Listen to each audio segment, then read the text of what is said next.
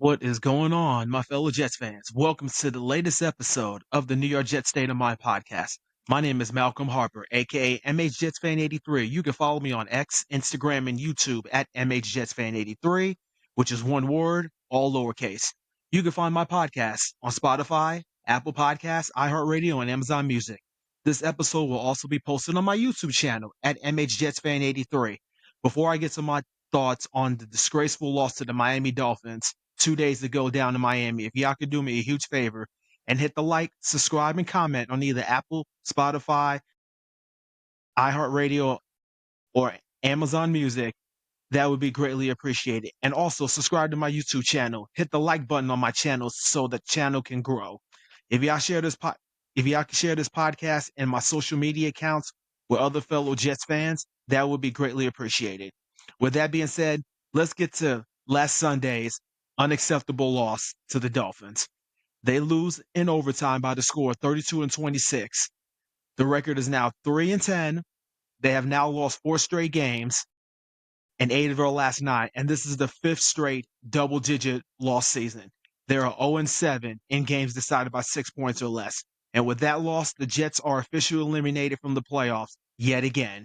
That is now 14 years in a row and counting. It's another embarrassment. It's the longest active streak in all 5 North American sports, from the NFL to the NBA to Major League Baseball, the NHL, and the WNBA. And where do I start with this mess? Let's start with the lack of mental toughness of this team, the defense, and the boneheaded coaching decisions that were made at the end of regulation. Rich Cimini from ESPN tweeted a play that Aaron Rodgers was sacked and Garrett Wilson was literally wide open in the middle of the field. You could see the frustration in Garrett Wilson's body language. It was just absolutely unacceptable. We had an 8-point lead going into the fourth quarter. We're up 23-15 and going into the fourth quarter. Also, when Aaron Rodgers threw that fade route to Devontae Adams going out of bounds with 102 left, knowing the fact that the Dolphins had no timeouts. Carlson kicks the 42-yard field goal to make it 26-23 with 52 seconds left in the game. On the kickoff, the return man runs for 45 yards and get pushed out of bounds at their own 46-yard line. What Carlson should have done was kick the ball out of the end zone. Also, let me backtrack a little bit.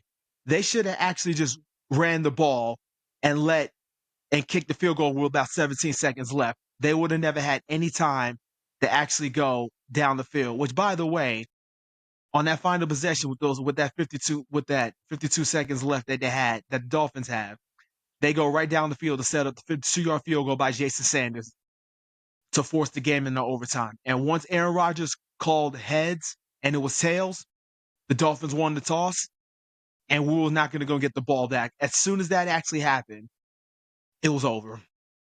Their tight end, Smith, did not even have any catches at all leading up to that overtime. And in that possession that the Dolphins actually ended up having, he ends up getting 3 catches. 2 of them were literally on the same play. And the last catch that he ended up getting was the game-winning touchdown. No pressure at all from the Jets defense. This is not a talent problem. This is a coaching problem. I'm sorry, but Jeff Ulbrich is not a head coach. Honestly, I was really surprised with the fight that the Jets had in this game. The score was a lot closer than we actually realized, too. The defense let us down once again since Robert Saleh was fired. Garrett Wilson was owning Jalen Ramsey. He is unstoppable when you line him up one-on-one, especially when he's in the slot. Also, and Aaron Rodgers, this is not on him. So for all you out there that's trying to criticize Aaron Rodgers for this loss, no, you're dead wrong. Aaron Rodgers basically played well. So he was 27 for 39, 339 yards.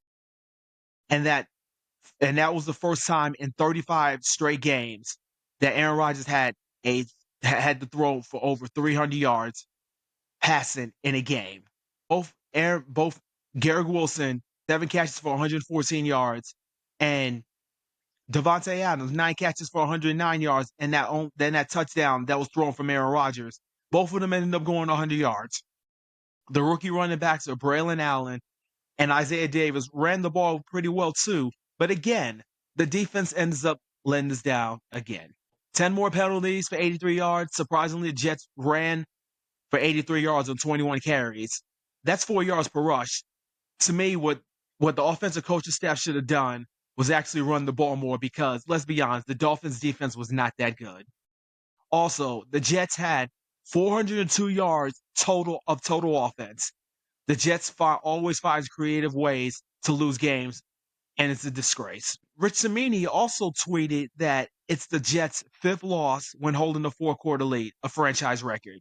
That's also a disgrace as well, too. It has happened in 3 straight games. Despite Aaron Rodgers playing one of the best games of the season, I still won't go bring him back because of the money. If the Jets cut him this upcoming offseason, it will be a $49 million dead cap charge. If I was the Jets front office, whoever the regime is going to be, I would split that money up the next 2 years.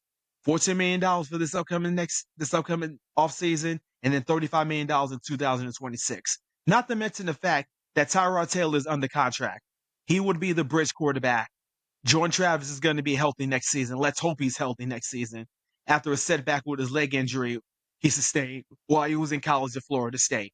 And the third string quarterback is going to be one of those quarterbacks we're going to be drafted in the first round. We don't know who it is, but obviously when we get to the Senior Bowl, the East One Shrine Game, the pro days, and the individual meetings at the Combine, we'll probably get a good broad feeling of who the quarterback's going to be coming out. And in my honest opinion, with our history, hopefully the Jets will have that rookie quarterback just to sit and watch, just like they did when we drafted Chad Pennington in 2000, when Vinny Testaverde was still the quarterback. So basically, in 2002, when the Jets were actually 2-5, Herman Edwards made that switch from Vinny Testaverde to Chad Pennington. The rest was history. Was 9-7, was able to actually win the AFC East Division on the final game of the season when the Dolphins beat the Patriots, and we ended up beating the Green Bay Packers. So, and then throwing those rookies into the fire when we had Mark Sanchez, when we had Geno Smith, we had Sam Darnold, we had Zach Wilson. That did not work. Now, to be fair, the infrastructure wasn't there, except for Sanchez when we had the running game and the defense. But still, in our history, we can't develop rookie quarterbacks. So whoever we end up drafting in the first round, he needs to go and sit and watch. Now, I really, really feel bad for Garrett Wilson for those comments that he made during the post-game press conference when he said at the end of the day, we have to stop being losers, period. I'm really hoping that things will turn around quickly once the new regime comes in. I'm also hoping that he doesn't ask to be traded because he is a building block that the Jets can build around. Not to mention the fact he's probably going to be one of the highest paid wide receivers in the offseason. He is expected to get a massive extension this offseason, and that number is going to start at a 3.